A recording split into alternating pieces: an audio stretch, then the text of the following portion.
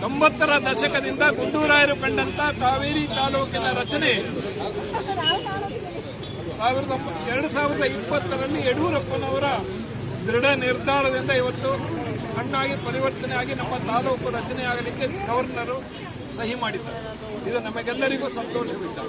ಆದರೆ ಈ ಸುದೀರ್ಘ 30 ವರ್ಷಗಳ ಸುದೀರ್ಘ ಹೋರಾಟದಲ್ಲಿ ನಮ್ಮ ಈ ತಾಲೂಕಿನ ಅಂದರೆ ಕುಶಾಲನಗರ ತಾಲೂಕಿನ ರಾಜಕೀಯೇತರವಾಗಿ ಎಲ್ಲರೂ ಹೋರಾಟ ಮಾಡಿ ಇದರ ವಿವಿಧ ಆಯಾಮಗಳನ್ನು ಪಡೆದುಕೊಂಡು ಇವತ್ತು ತಾಲೂಕಾಗಿ ಪರಿವರ್ತನೆ ಆಗಿದೆ. ಈ ತಾಲೂಕು ಸಮೃದ್ಧಿಯಾಗಿದೆ. ಜನರ ಆಶೋತ್ತರಗಳನ್ನು ಈಡೇರಿಸುವಂಥ ಒಂದು ಒಳ್ಳೆಯ ತಾಲೂಕಾಗಲಿ ಅಂತೇಳಿ ಆ ಮಹಾಗಣಪತಿಯಲ್ಲಿ ಪ್ರಾರ್ಥನೆ ಮಾಡಿ ನಮಗೆ ಈ ತಾಲೂಕನ್ನು ನೀಡುವಂಥ ರಾಜ್ಯ ಸರ್ಕಾರಕ್ಕೆ, ಯಡಿಯೂರಪ್ಪನವರ ಸರ್ಕಾರಕ್ಕೆ ನಮ್ಮ ಜನತೆಯ ಪರವಾಗಿ, ನಮ್ಮ ತಾಲೂಕಿನ ಜನರ ಪರವಾಗಿ ಧನ್ಯವಾದಗಳನ್ನು ಅರ್ಪಣೆ ಮಾಡ್ತೇವೆ. ಕುಶಾಲನಗರ ಜನತೆಗೆ ನಮಸ್ಕಾರ. ಇವತ್ತು ನಮಗೆ ಒಂದು ಸಂಭ್ರಮಾಚರಣೆ. ಕಾರಣ ತಾಲೂಕು ರಚನೆ ಆಯಿತು, ತಾಲೂಕು ಇವತ್ತು ಅಭಿವೃದ್ಧಿ ಆಯಿತು. ಅಭಿವೃದ್ಧಿಗೋಸ್ಕರ ಕೆಲಸ ಮಾಡಿದಂಥ ಎಲ್ಲ ಮಹನೀಯರಿಗೂ ಒಂದು ಧನ್ಯವಾದ ಹೇಳೋ ಒಂದು ಸಮಯ ಬಂದಿದೆ ನಮಗೆ.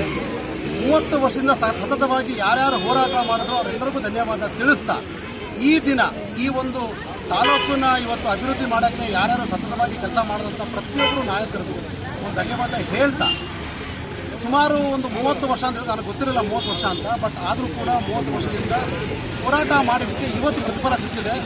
ತಾಲೂಕಿನ ಅಭಿವೃದ್ಧಿ ಮಾಡೋಕ್ಕೆ ನಮ್ಮ ಮೊದಲನೇದಾಗಿ ಘೋಷಣೆ ಮಾಡಿದಂಥ ಸನ್ಮಾನ್ಯ ಕುಮಾರಸ್ವಾಮಿ ಅವ್ರಿಗೂ ಕೂಡ, ಮಾಜಿ ಮುಖ್ಯಮಂತ್ರಿ ಕುಮಾರಸ್ವಾಮಿ ಅವರಿಗೂ ಧನ್ಯವಾದ ಹೇಳ್ತೀನಿ.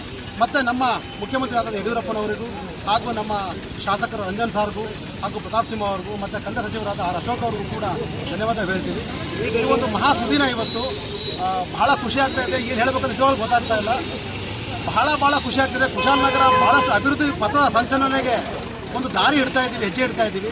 ಅದಕ್ಕೆ ನಿಮ್ಮ ಮಾಧ್ಯಮದವರೆಲ್ಲ ಕೂಡ ಸಹಕಾರ ಮಾಡಿದ್ರೆ ಮತ್ತಷ್ಟು ಸಹಕಾರ ಮಾಡಿ ನಿಮ್ಮ ಒಂದು ಸಲಹೆ ಸೂಚನೆಗಳಿಂದಾಗಿ ಕುಶಾಲನಗರ ಅಭಿವೃದ್ಧಿ ಮಾಡೋಕ್ಕೆ ನಿಮ್ಮ ಸಹಕಾರ ದಯವಿಟ್ಟು ಬೇಕು.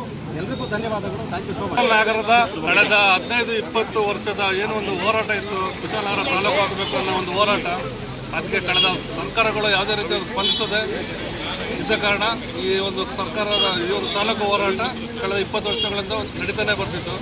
ಆದರೆ ಕಳೆದ ಒಂದು JDS ಸರ್ಕಾರ ಕುಮಾರಸ್ವಾಮಿ ಅವರ ಮುಖ್ಯಮಂತ್ರಿ ಆದಂಥ ಸಂದರ್ಭದಲ್ಲಿ ನಮ್ಮ ಕ್ಷೇತ್ರದ ಶಾಸಕರಾದ ಅಪ್ಪಚ್ಚು ರಂಜನ್ ಅವರ ಒಂದು ಇಚ್ಛಾಶಕ್ತಿಯಿಂದ ಈ ಒಂದು ತಾಲೂಕು ಘೋಷಣೆಗೆ ಕಳೆದ ಸರ್ಕಾರ ಸಮ್ಮತಿಸಿತು.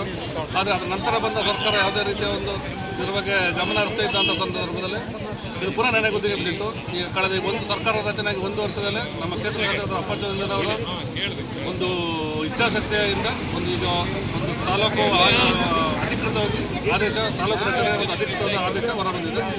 ಇದು ಒಂದು ನಿಜವಾಗಿ ಇದರೊಂದು ಕ್ರೆಡಿಟ್ ನಮ್ಮ ಕ್ಷೇತ್ರ ಶಾಸಕರ ಅಪ್ಪಚ್ಚು ರಂಜನ್ ಅವರು ಸಲ್ಲಬೇಕಾಗ್ತದೆ.